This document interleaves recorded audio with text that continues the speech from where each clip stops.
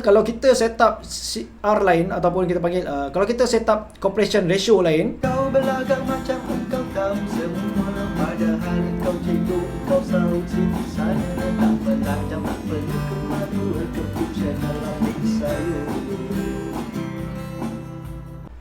hello, assalamualaikum guys dan selamat sejahtera. Okey, bertemu kembali bersama saya, Apek saya. Okey, kali ini saya nak cerita sikit pasal CDI. Okey, CDI ni kita panggil dia capacitor discharge ignition. Okey, CDI CDI ni biasanya dipakai oleh sistem-sistem karburator lah. Bermakna kalau ECU lain, CDI lain. Okey, CDI ni hanya mengawal api.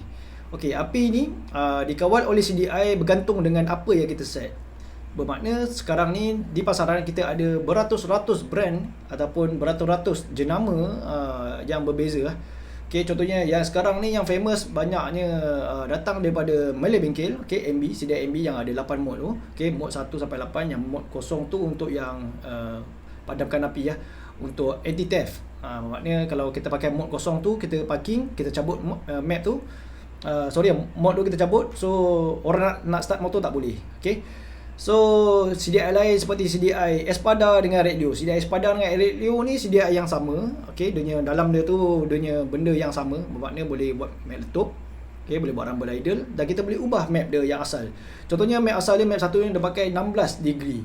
Okey, bermakna 16 degree ni 16 degree sebelum BTDC lah, sebelum top dead center. Bermakna sebelum piston 16 degree sebelum piston sampai ke top, okay, datangnya percikan api itulah daripada CDI yang kita set. Kalau kita nak cepatkan dia, bermakna sebelum piston tu sampai atas, kita boleh ubah api tu. Contohnya nak 30 degree, okay, kita cepatkan dia 30 degree sebelum piston sampai atas. Kalau kita nak lambatkan dia, kita try boleh buat kosong, negatif pun boleh.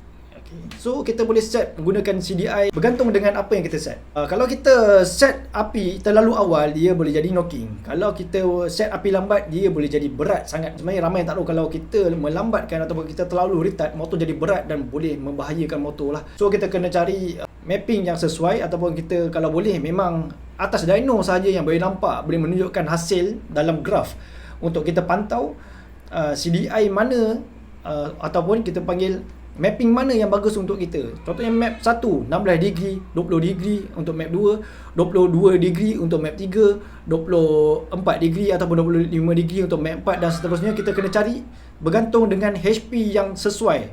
Bermakna HP yang tertinggi kita dapat, kita pakai map tu. Kalau kita set up CR lain ataupun kita panggil kalau kita set up compression ratio lain ataupun CC yang berbeza, okay, volume yang berbeza, CDI itu akan berubah-ubah. Maknanya api tu dia akan jadi berubah. Bermakna bukannya kita cakap spek 62 kena pakai map 2, spek 63 kena pakai map 3. Sebenarnya tidak. Sebenarnya adalah tidak tepat. Yang paling tepat adalah bergantung dengan apa yang kita set pada mesin kita tu sendiri.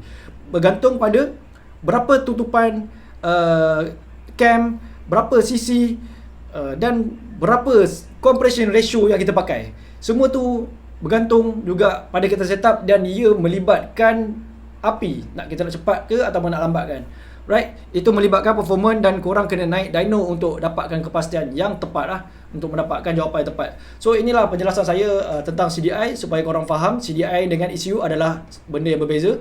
Bermakna CDI ni hanya mengawal api, dan ECU ataupun yang dipakai oleh Honda RS, Yasuzu, Y60 ataupun apa-apa yang menggunakan fuel injection, dia menggunakan ECU yang mengawal minyak dan api. Dia kawal dua-dua sekali. Kalau karburator dia hanya mengawal minyak, dan CDI hanya mengawal api.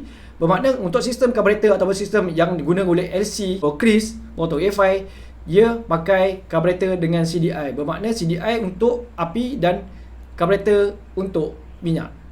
Okay guys, itu sahaja daripada saya tentang CDI. Semoga bermanfaat untuk korang. Terima kasih kerana menonton. Bye. Assalamualaikum. Jangan lupa subscribe, like and share.